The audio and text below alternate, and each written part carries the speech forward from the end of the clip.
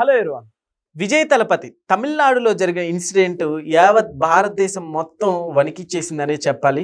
31 మందికి పైగా చనిపోయారు. అయితే ఇప్పుడు ఈ ఇష్యూలోకి నారా చంద్రబాబు నాయుడు గారు, పవన్ కళ్యాణ్ గారు ఎంట్రీ ఇచ్చినట్టు తెలుస్తోంది. ఒకసారి దీని గురించి విశ్లేషణ చేసుకుందాం. ప్రస్తుతం మనతోటి సినీ క్రిటిక్ అలానే జర్నలిస్ట్ జగదేవ్ గారు ఉన్నారు. వెల్కమ్ చెప్దాం.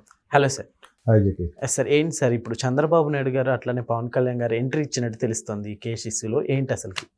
యాక్చువల్గా టీవీకే తమిళ వెట్రి కగజం అనే పార్టీ పెట్టిన వ్యవస్థాపకుడు cine hero super star Thalapathy Vijay.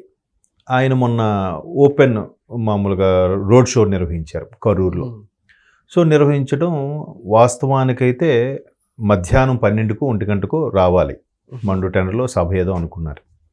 మహానుభావుడు సీరియస్గా 7 గంటలకు వచ్చాడట సాయంత్రం. అంటే ఎన్ని అవర్సు? 6 hours late. పైపెచ్చు 12కో 1 గంటకో అంటే మన వాళ్ళు పొద్దున 10 నుంచి రెడీ అయిపోతారుగా, దగ్గర నుంచి చూడాలి, ఎక్కడికి వస్తాడు ఎక్కడే ఉంటాడు అని చెప్పి తిండి తెప్పలు లేకుండా పొద్దున్న టిఫిన్లు ఏవో చేసుకుని ఉన్నారు. సో మధ్యాహ్నం భోజనం లేదు, సాయంత్రం టీ కాఫీలు ఏమీ లేవు. ఒకవైపు ఆకలితో అలమటిస్తున్నారు, ఇంకోవైపు మనవాడు లేటుగా వచ్చాడు. అంటే ఏదో మొత్తానికి జరిగింది. అక్కడ పోలీసులు తోపులాట వల్ల తొక్కిసలాట జరిగిందని కొందరు, లేదు వాడిని దగ్గర నుంచి చూద్దాము అనే తాపత్రయంతో కొందరు రకరకాలుగా చెప్తున్నారు. మొత్తం మీద మీరు ఇంతకుముందు అన్నట్టుగా 30 మంది కాదు 40 పైచిలకు చనిపోయారు. దగ్గర 39-40 మంది చనిపోయారు. ఇంకా హాస్పిటల్ కొంతమంది ఉన్నారు. క్షతగాతులు చాలామంది ఉన్నారు. చనిపోయిన వాళ్ళు 2-3 చిన్నారులు ఉన్నారు. అంటే అంత ఫ్యాన్ బేస్, చాలా హ్యూజ్ ఫ్యాన్ బేస్ ఉన్న super star Thalapathy Vijay. So next 2026లోనే వాళ్ళకి ఎన్నికలు. అయితే ఆయన మొదటి నుంచి కూడా పార్టీ పెడతాడని అనౌన్స్ చేసిన తర్వాత ఒక 2 ఏళ్ళ కిందట అనౌన్స్ చేశాడు. పార్టీ లాస్ట్ ఇయర్ అనౌన్స్ చేసేసాడు, పేరు కూడా పెట్టేశాడు. రేపు 26లో పార్టీ ఎన్నికలు పోటీ చేయబోతుంది. సో ఆబ్వియస్లీ గవర్నమెంట్ ఏదైతే ఉందో దానికి వ్యతిరేకంగా మాట్లాడతారు. గవర్నమెంట్ డిఎంకే, స్టాలిన్ ముఖ్యమంత్రి మాట్లాడితే మన తొక్కిసలాట ఎంత జరిగిన తర్వాత వెంటనే నెక్స్ట్ డే ఒక వీడియో కూడా రిలీజ్ చేశాడు. నిజంగా చాలా బాధ అనిపిస్తుంది. ఎలాగో బేసిక్గా నటుడు కాబట్టి ఇంకా చాలా బాగా డైలాగులు చెప్తాడు. మంచి ఎమోషనల్గా కళ్ళ నీరు పెట్టుకున్నట్టుగా డైలాగ్స్ చెప్పాడు. కొంతమందికి రీచ్ అయింది. అయితే డిఎంకేలోగా విమర్శలు స్టార్ట్ చేసింది. గవర్నమెంట్ వాళ్ళదే కదా, నెక్స్ట్ మళ్ళీ గవర్నమెంట్ తెచ్చుకోవాలని ప్రయత్నం ఉంటుంది కదా, మా గవర్నమెంట్ తప్పు లేదు, కనీసం మీరు మధ్యాహ్నం 12కు 1 గంటకు వస్తా ఉన్నారు, 7 వరకు ఏం చేశారు అంటే ప్రజలంటే లెక్కలేదా, మీ అభిమానులంటే లెక్కలేదా, వాళ్ళకి కొన్ని కనీసం భోజన సదుపాయాలు, వాటర్ సదుపాయాలు ఏమైనా చేశారా, అంటే మీకోసం ఎవరైనా వస్తాడని ఒక ఇదే నమ్మకమా అని ఇలాగ రకరకాలుగా డిఎంకే వాళ్ళు అటాక్స్ చేస్తూనే ఉన్నారు. ఇలా చేస్తుంటే అక్కడ తమిళనాడులో ఉండే బీజేపీ చీఫ్ మన అన్నామలై, మన ఎంపీగా పోటీ చేసి ఓడిపోయాడు. ఆ అన్నామలై అది మాజీ ఐపీఎస్. ఆయన కరెక్ట్, ఇప్పుడు ఆయన తప్పే, కానీ ప్రభుత్వం కూడా సకల సౌకర్యాలు ఏర్పాటు చేయాలి కదా. ప్రభుత్వం కూడా ట్రాఫిక్ దృష్టిలో పెట్టుకొని, ప్రజల సౌకర్యార్థం దృష్టిలో పెట్టుకొని చెయ్యాలి కదా. ఆయన రోడ్ షోకి వచ్చాడు, ఓకే. ఒకవేళ అలా కాకుండా ఆయన సినిమా ప్రమోషన్కే వచ్చాడు అనుకోండి, అప్పుడు కూడా మీరు ఇలాగే నిందిస్తారా? ఇప్పుడు రాజకీయ పార్టీ నాయకుడు అయ్యాడు కాబట్టి మీరు నిందిస్తున్నారే, అదే హీరోగా వస్తే ఇలాగే తొక్కిసలాట జరిగితే ఇలా నిందిస్తారా? నిందించరు, పైపొచ్చి కేసులు పెట్టరు. ఇది ఎక్కడ కరెక్ట్ అని చెప్పి బీజేపీ వాళ్ళు సపోర్ట్ ఇస్తున్నారు. మరోవైపు డిఎంకే, తమిళనాడులోని ప్రధాన ప్రతిపక్ష పార్టీ అమ్మ పార్టీ, అదే జయలలిత గారి పార్టీ అన్నా డిఎంకే కూడా ఇండైరెక్ట్గా విజయ్కి సపోర్టుగానే మాట్లాడుతుంది. మరోవైపు బీజేపీ సపోర్టుగా మాట్లాడింది. ఈ లెక్కన ఏం జరిగింది, కోర్టుకు వెళ్తే హైకోర్టు కూడా, మద్రాస్ హైకోర్టు విజయ్కే అక్షింతలు వేసిందంట. అంతమంది క్రౌడ్ వస్తారని తెలుసు, మీరు జనాదరణ బాగా ఉన్న హీరో అని కూడా తెలుసు, మీరు అంత లేటుగా ఎందుకు వచ్చారు? First thing. రెండోది, మీరు వస్తారన్నప్పుడు మీకోసం వచ్చే వాళ్ళ కోసం నీరు సదుపాయము, తిండి సదుపాయం ఏర్పాటు చేయాలన్న ఆలోచన, అదే ఇంకిత జ్ఞానమైన ఉందా లేదా అనే రీతిలో ప్రశ్నించిందట. ఇదేంటిది డిఎంకేలో కుట్రలో భాగమా అనేది కూడా ఒకవైపు విమర్శలు అయితే వస్తున్నాయి. మరోవైపు డిఎంకేకి కాంగ్రెస్ సపోర్టు కాబట్టి కాంగ్రెస్ మాట్లాడట్లేదు. అటు డిఎంకే సపోర్టు మాట్లాడట్లేదు, ఇటు విజయ్కి యాంటీగా కూడా మాట్లాడట్లేదు. ఉన్న ఓటు బ్యాంకును కోల్పోకూడదనే ఉద్దేశంలో. ఇదిలా ఉంటే బీజేపీ ఎప్పుడైతే సపోర్ట్గా మాట్లాడిందో, ఆల్రెడీ తమిళనాడులో జరుగుతున్న వైరల్ అవుతున్న ఒక అంశం ఏంటంటే, ఇది ఖచ్చితంగా బీజేపీ పెద్దలు ఎవరు ఆడిస్తున్న నాటకం ఇది. విజయ్ ఈ విధంగా తొక్కిసలాట్లో ఇలాంటి వాటిలో ఇరుక్కుపోతే ఖచ్చితంగా బీజేపీ కేంద్రంలో ప్రభుత్వం ఉంది కాబట్టి దాన్ని మెల్లగా విజయ్ని లోబర్చుకునే ప్రయత్నం చేస్తుంది, విజయ్ని లాగేస్తుంది చూడండి. అందుకే ఇలా చెప్తే డిఎంకేలోంచి ఒక వర్గం సోషల్ మీడియా ఈ విధంగా వైరల్ చేసేస్తున్నారు. విజయ్ని కూడా బ్యాడ్ చేస్తున్నారు. అందుకే విజయ్ అండ్ టీం చాలా చాకచక్యంగా ఆయన ఏం చేస్తున్నాడు, మీరు ఎక్కడా కూడా డిఎంకే వేసిన కౌంటర్లకు కానీ కాంగ్రెస్ వేసిన కౌంటర్లకు కానీ మీరు ఎక్కడ ప్రతిస్పందించొద్దు. ఈవెన్ అన్నాడీఎంకే వేసిన కౌంటర్లు, అన్నాడీఎంకే కొంచెం ఫేవర్గానే మాట్లాడుతుంది కానీ ఇండైరెక్ట్గా కౌంటర్ కూడా వేస్తుంది.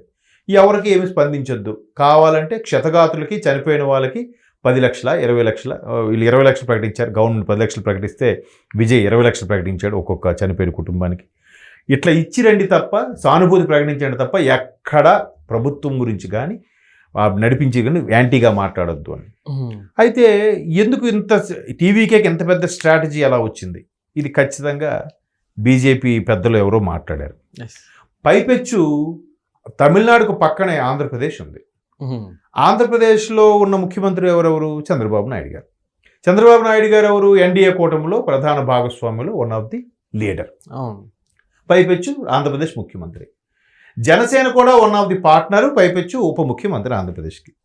ఆ మధ్యన ఏది శరవణ కాదు, సుబ్రహ్మణ్య స్వామి సంబంధించిన ఏవో వేడుకలు జరిగినప్పుడు బీజేపీతో పాటు పవన్ కళ్యాణ్ గారు కూడా దాన్ని పార్టిసిపేట్ చేశారు.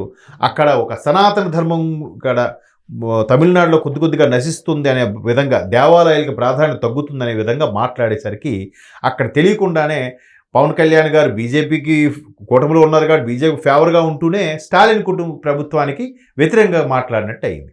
ఈవెన్ పవన్ కళ్యాణ్ మీద కూడా కేసులు వేశారు. ఆ పోలీసులు వచ్చారంట ఇక్కడికి.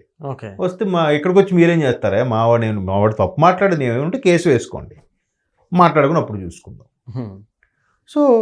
సో ఎక్కడైతే కూటమి నుంచి ఇక్కడ పవన్ కళ్యాణ్ గారు వెళ్ళారో, అసలు నిజంగా ఎన్డీఏ కూటమిలో ఒకప్పుడు మాస్టర్ మైండ్ చాలా చాకచక్యంగా నడిపించే ఎన్డీఏ కన్వీనర్గా పనిచేసిన అనుభవం ఉన్న వ్యక్తి ఆంధ్రప్రదేశ్ ముఖ్యమంత్రి చంద్రబాబు నాయుడు గారు. సో ఆ ఢిల్లీ పెద్దలు ఎవరైతే ఫోన్ చేశారనుకుంటున్నారో, మేబీ బీజేపీ పెద్దలు అమిత్ షానో రాజ్నాథ్ సింగ్ గారో ఇంకెవరో నడ్డా గారో ఎవరో చేస్తుండొచ్చు. కానీ వాళ్ళకి ఫోన్ చేసి ఈ విధమైన సలహా ఇచ్చింది చంద్రబాబు నాయుడు గారేనేమో, చంద్రబాబు నాయుడు గారు చాలా సీనియర్ నాయకులు కదా అనే విధంగా అక్కడ తమిళనాడులో ఒక విషయం వైరల్ అవుతుంది. సో అక్కడ మీరు ఇప్పుడు అడిగిన క్వశ్చన్లో బాబు గారు కళ్యాణ్ గారు కూడా ఇన్వాల్వ్ అయ్యారు అనే సందర్భం ఏదైతే వచ్చిందో, అది మేబీ రాజకీయాల్లో సాధ్యం అయితే అవ్వచ్చు. ఎందుకంటే బీజేపీ కూడా సౌత్లో పాగా వేయడానికి, పట్టు సాధించడానికి విశ్వ ప్రయత్నాలు చేస్తుంది కాబట్టి. అన్నామలైకి కూడా ఒక పదవి ఇవ్వాలని చూస్తున్నారు, రాజ్యసభ ఎంపీగా చేసి పవర్ఫుల్గా గట్టిగా మాట్లాడడానికి.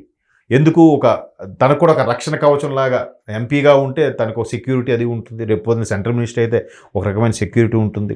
బీజేపీ తరఫున స్ప్రెడ్ చేయడానికి, బీజేపీని బాగా దాని ప్రాభవం ఎక్కువ పెంచడానికి తమిళనాడులో ఉపయోగపడుతుందని అన్నామలై నుంచి. అన్నామలై కూడా మంచి స్పోక్స్ పర్సన్, మంచి daring police officer, ex police officer. పైపెచ్చు ఇట్లా బీజేపీ చేస్తుంది కాబట్టి maybe Pawan Kalyan last time అందుకే పంపించిందేమో, ఈసారి బాధ్యతలు బాబు గారికి అప్పచెప్పిందేమో, చెప్పలేము. ఇప్పుడు బలంగా కూటమి ప్రభుత్వం ఇంకా ముందుకెళ్ళాలని అంటే, ఎక్కడైతే విజయ్ మీద ఇప్పుడు విమర్శలు వస్తున్నాయో తలపతి విజయ్ మీద, తను ఒక్కసారి చట్టంలో ఇరుక్కుపోయి ఆయన మళ్ళీ ఎలా స్టేట్మెంట్ ఇచ్చాడు, నేను సింగిల్గానే పోటీ చేస్తా అన్నాడు. ప్రతిపక్ష నేత అయినా అన్నాడేమితో కలిసి పోటీ చేయను, బీజేపీతో కూడా పోటీ చేయను. ఎందుకు బీజేపీతో ఒక సైద్ధాంతిక పరమైన భేదాభిప్రాయాలు ఉన్నాయి కాబట్టి బీజేపీతో వెళ్ళను. అన్నాడేమికి ఆల్రెడీ గవర్నమెంట్ 2 సార్లు ఫామ్ చేసింది కాబట్టి నేను వాళ్ళతో కూడా వెళ్ళను, నేను సింగిల్గానే వెళ్తా, నేను ప్రజలకు ఏం చేయాలో చేస్తానని అంటున్నాడు. బట్ ఇప్పుడు జరిగిన ఘటన తర్వాత ఇండైరెక్ట్గా బీజేపీ సపోర్ట్ ఇస్తుంది, అన్నాడేమిగా కూడా సపోర్ట్ ఇస్తుంది కాబట్టి ఖచ్చితంగా వీళ్ళు సపోర్ట్ ఇస్తారు. ఇన్ని సింగిల్గా పోటీ చేసినా చేయకపోయినా ఖచ్చితంగా తర్వాత అయినా ఎన్డీఏ కూటమిలో చేరుతాడు విజయ్ పార్టీ అనేది ఒక నమ్మకం అవ్వచ్చు, లేదా అది వైరల్ అవుతున్న అంశమైన అయి ఉండొచ్చు. చూద్దాం మరి. అంటే రాజకీయాల్లో ఏదైనా సాధ్యం, తప్పేముంది. అక్కడ ఆయన గవర్నమెంట్ ఫామ్ చేసిన ఫేవర్గా ఎన్డీఏకి బయట నుంచైనా మద్దతు ఇవ్వచ్చు కదా ఆ రాష్ట్రానికి బెనిఫిట్స్ కోసం. ఎస్ సార్, చూద్దాం. Okay sir, thank you.